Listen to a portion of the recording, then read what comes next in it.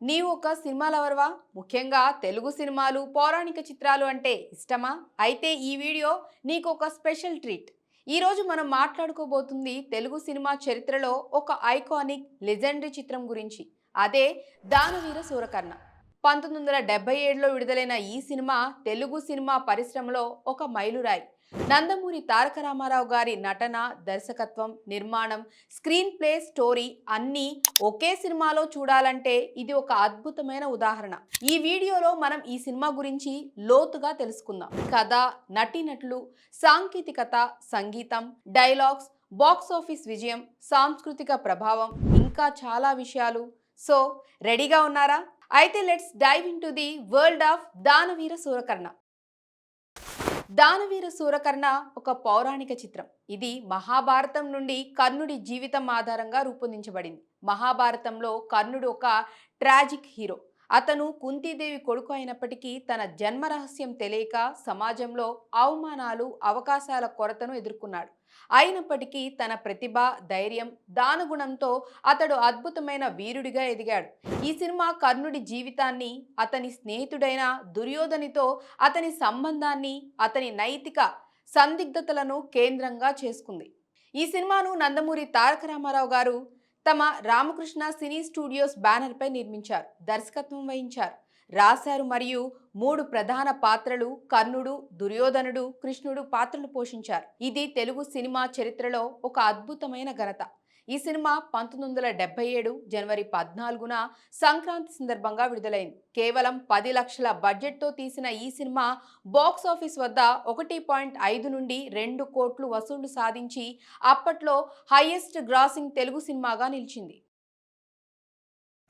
దానవీర సూరకర్ణ కథ మహాభారతంలో కర్ణుడి దృక్కోణం నుండి, అలాగే దుర్యోధనుడి దృక్కోణం నుండి చెప్పబడింది. సాధారణంగా మహాభారతంలో దుర్యోధనుడిని విలన్గా చూపిస్తారు, కానీ ఈ సినిమాలో అతన్ని సుయోధనుడిగా, కర్ణుడి స్నేహితునిగా గౌరవించే జ్ఞానవంతమైన, ధర్మవంతమైన నాయకుడిగా చూపించారు. ఈ కొత్త దృక్కోణం ఎన్టీఆర్ గారి సృజనాత్మకతకు నిదర్శనం.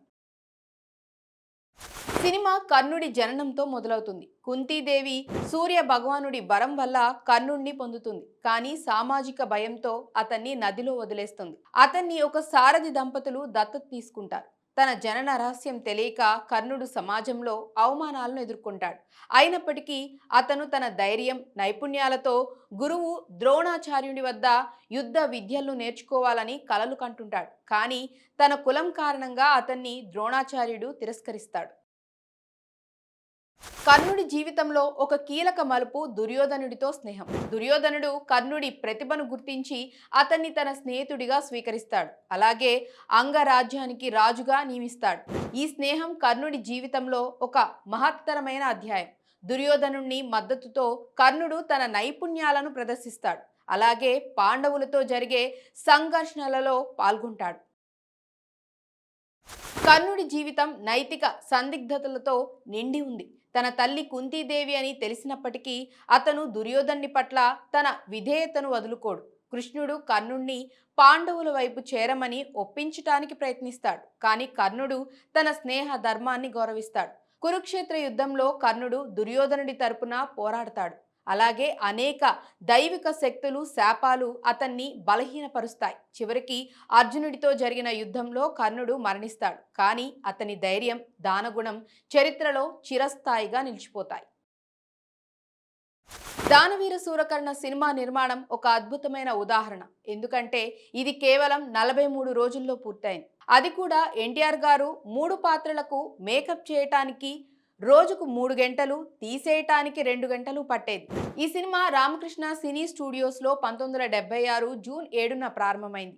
ఎంజీఆర్ గారు మొదటి క్లాప్ కొట్టారు.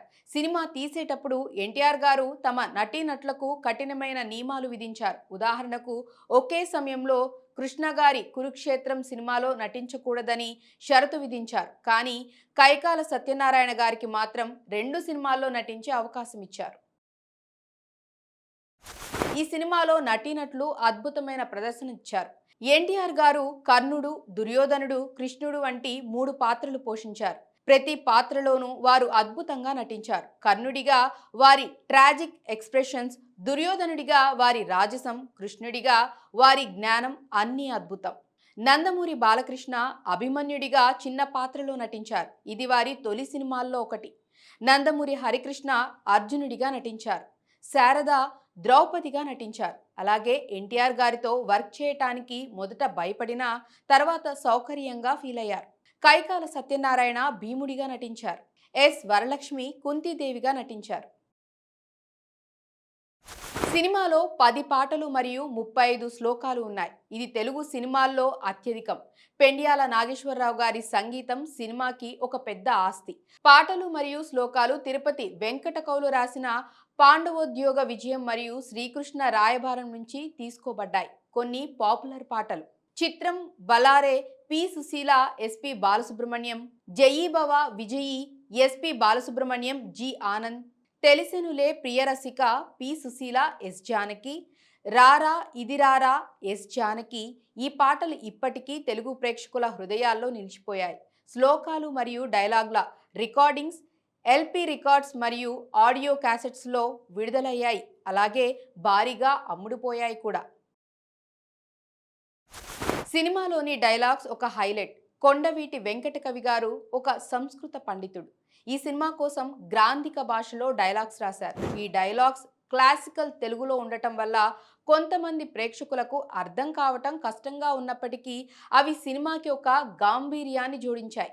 కొన్ని ఐకానిక్ డైలాగ్స్: కర్ణుడు, నా జన్మరహస్యం నాకు తెలియదు కానీ నా ధర్మం నాకు తెలుసు.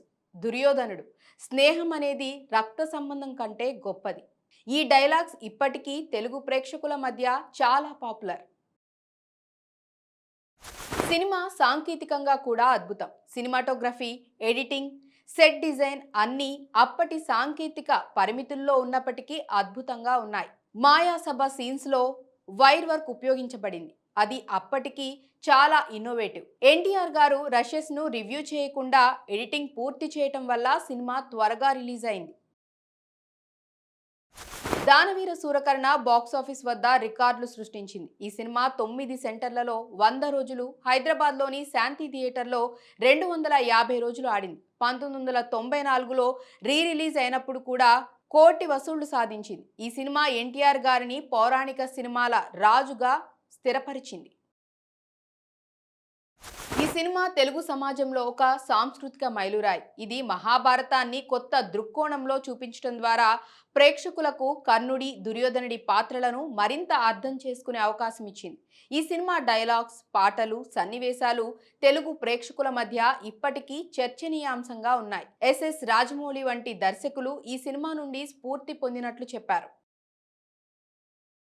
కొంతమంది విమర్శకులు ఈ సినిమా మహాభారత కథలో కొన్ని స్వేచ్ఛ తీసుకుందని, కర్ణుడు మరియు దుర్యోధనుడిని ఎక్కువగా గొప్పగా చూపించిందని అన్నారు. ఉదాహరణకు ద్రౌపది వస్త్రాపహరణ సన్నివేశంలో కర్ణుడు నిశ్శబ్దంగా ఉండటం గురించి కొంతమంది ప్రశ్నించారు.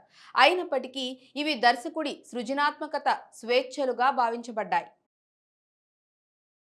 ప్రస్తుతం దానవీర సూరకర్ణ సినిమాను sun next, Amazon Prime video, Hotstar వంటి ప్లాట్ఫామ్స్లో చూడవచ్చు. దానవీర సూరకర్ణ కేవలం ఒక సినిమా కాదు, అది ఒక సాంస్కృతిక సంపద. ఎన్టీఆర్ గారి బహుముఖ ప్రతిభ, కొండవీటి వెంకటకవి గారి డైలాగ్స్, పెండ్యాల గారి సంగీతం మరియు మిగతా నటీనటుల అద్భుతమైన ప్రదర్శనలు ఈ సినిమాను అమరత్వం చేశాయి.